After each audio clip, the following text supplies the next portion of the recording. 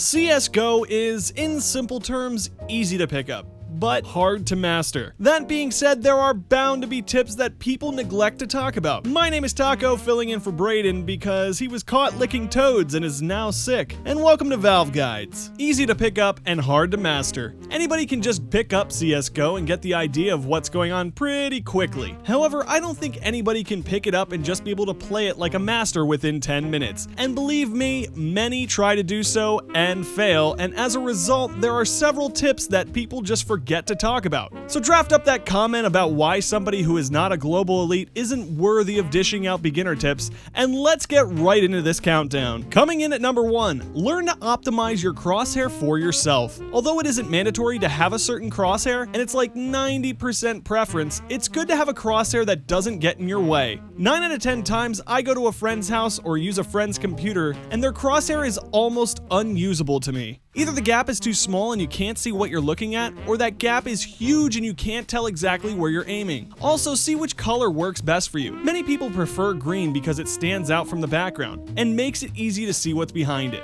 Having a white crosshair would really mess you up if you were looking at a white background such as in Nuke or Season. Brayden uses it anyway. Fine-tune your crosshair and make it something that is easy to use and that you like.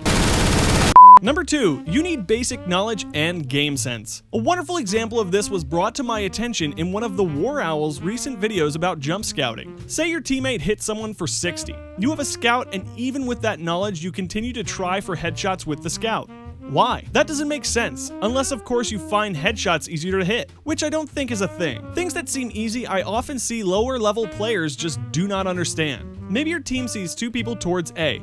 You think you better rotate to assist, and bang, someone rocks around the corner and kills you. Learning game sense and also some basic knowledge of CSGO can help you dramatically. For heaven's sake, at number 3, please stop adjusting all your settings mid-game. This happens all the time in game, and people I know say they've decided to change their resolution or their mouse sensitivity again. By changing your resolution and sensitivity, you could be messing up your muscle memory and making it difficult to play the best you can.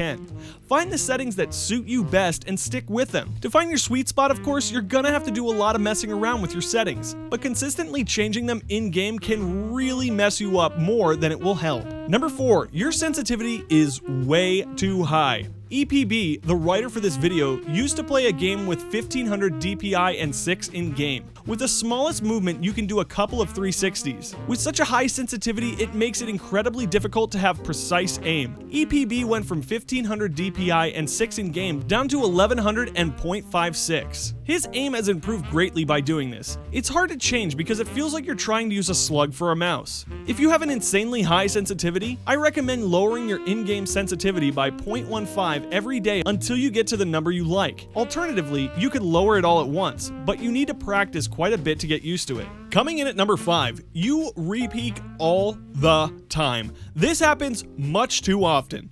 Okay, story time. You're a CT in a 2 vs 1 situation, and you have the bomb down. You just need to let the terrorist come to you. You peek and get a few shots off, peek again and again and again, and finally, you die. The enemy gets your teammate as well, and you've lost an easy round. This is a common habit, and oftentimes is fed by the want to get that extra kill. It's a hard habit to break, and it can be done. A way to break the habit is by asking yourself whenever you peek, is this a good peek?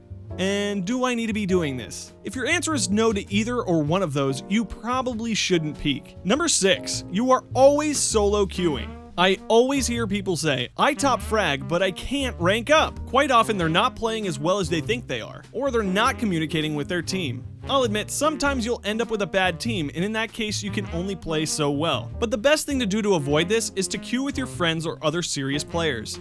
If you can't find a player to queue with from a match, a good place to look is the subreddit r/recruitcs or csgoteamfinder.com. Links in the description. These let you set a rank and a region limit and find players looking to queue up. Sneaking in at number 7, you don't know any preset nades. There are many tips and tricks with grenades, but they almost always only talk about common nade spots. A good example is a pop flash. They're timed just right to flash the enemy as soon as they're visible. 9 times out of 10, the enemy will have time to look away and won't be blind. There are tons of YouTube tutorials for good pop flashes. Take time to learn them for the maps you play most, and try to use them when the situation is right. Radioing in at number 8, communicate clearly and calmly. Too many times I see people scream into their mic and they don't call out properly or don't call out at all. Fucking green, you push through this map, dude. Clear communication is essential and can help you win the game. Learn proper calls for each spot on the map and tell your teammates where, when, how many, and what weapon the enemy has. Try to refrain from screaming things like, "Who does that?" as that won't help anyone and might just get you muted. Also, do not call 5 long when you only see 4. Exploding into number 9 spot, count grenades. I rarely see players do this, and it's a very effective strategy. Dust 2, for example. The enemy team smokes the cross and you cannot count. You decide to push long, but when you get there, 3 HE grenades come flying in. For some reason, not many people realize that 3 grenades equals 3 people. Keep an eye out for how many smokes or flashes are used from different areas. 2 smokes used in B tunnels, they're probably out of smokes, and that's a good time to push. Pushing its way into number 10, you force buy every single round. Many people don't understand the economic system as much as they should. The average tip for money management is to understand when you can buy as a team, but a big part of it is understanding what earns you money. That extra money you gain from losing multiple rounds in a row or winning. Understanding how these things add together can help you know when your team will be in a good economic position and will be able to buy fully. Also, understanding the first round buys is a necessary task.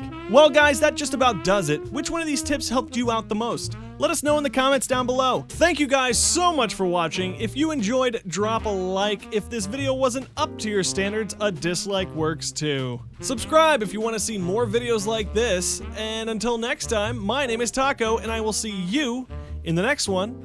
Especially if Braden keeps licking frogs and toads. I'm not really sure which he, chooses to lick. But, it gets him sick, and I guess he likes that. And I guess you could say he has a frog in his throat. Yeah, I went there. I made that punny fun.